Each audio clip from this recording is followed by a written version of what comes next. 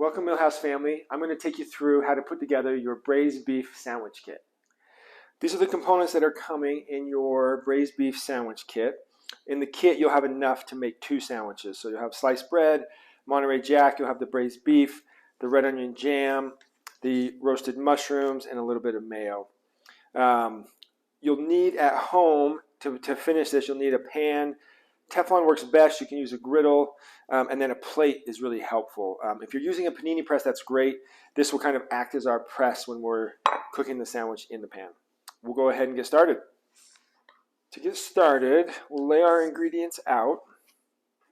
We're going to add a little bit of mayo to the inside. That's going to help add a little bit of moisture to the sandwich. Get that spread evenly.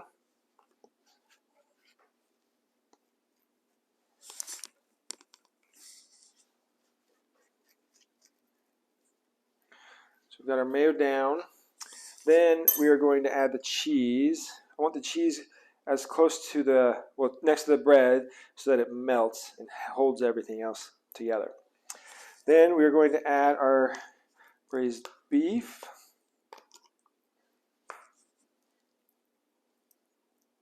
Just move that around, get that evenly spread. We're going to add the onion jam.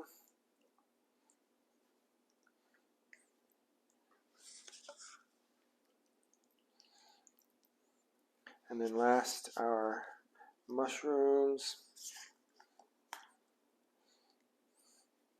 Trying to keep it in the center and trying to compress it a little just so that it doesn't fall out. Once you start cooking it, you don't want it going all over the place.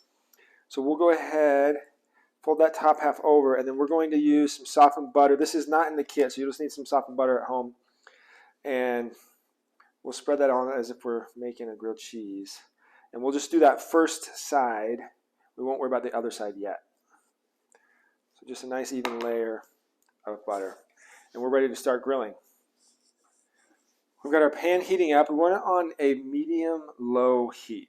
So the sandwich is big, and there's just a lot inside of it, and it's going to take a while for all of that to get warm and oozy and delicious. So we don't want to burn the outside before we've had a chance to get the inside warm. So we're going to start with that butter side. We're just going to flip that over and go butter side down.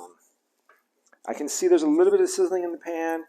It's not quite making a lot of noise yet, which is a good sign. We don't want it to be. If it's sizzling really heavily right away, make sure to turn it down. So I'm just getting our sandwich in there. I'm going to use that plate and just nest that on top and just a little bit of, not a lot of pressure, just a little. That's going to help compress the sandwich as it cooks. So we're going to let it do its thing. It's going to take anywhere from 8 to 12 minutes for it to cook all the way through. And so we'll come back and check. We'll see how that one side's doing. And when we get ready to flip, we'll go ahead and butter this other side. So for now, it's good to go. All right, our sandwich has been cooking for a few minutes. We're going to take that off. You can be careful. The plate can get hot, so just be careful. We're going to check. So we're going to look at that. Now we're getting beautiful color, but I know that the sandwich isn't really close to done. So we're going to put that back on the grilled side. We're going to now butter this top side.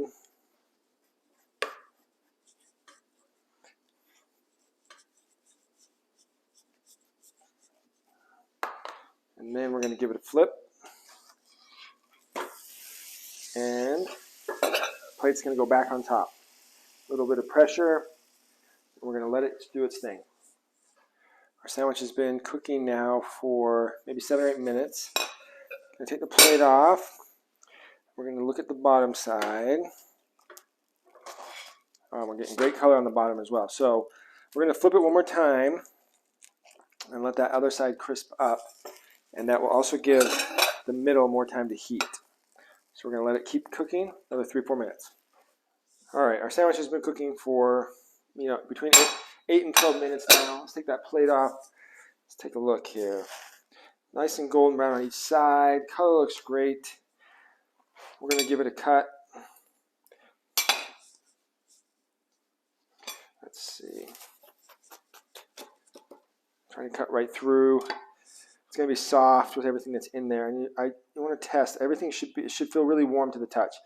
This one is, but if it isn't quite warm in the middle, Usually it's just that center, and you can flip it and stick it right in the pan like that for 20-30 seconds. That middle will warm up, and you should be ready to go.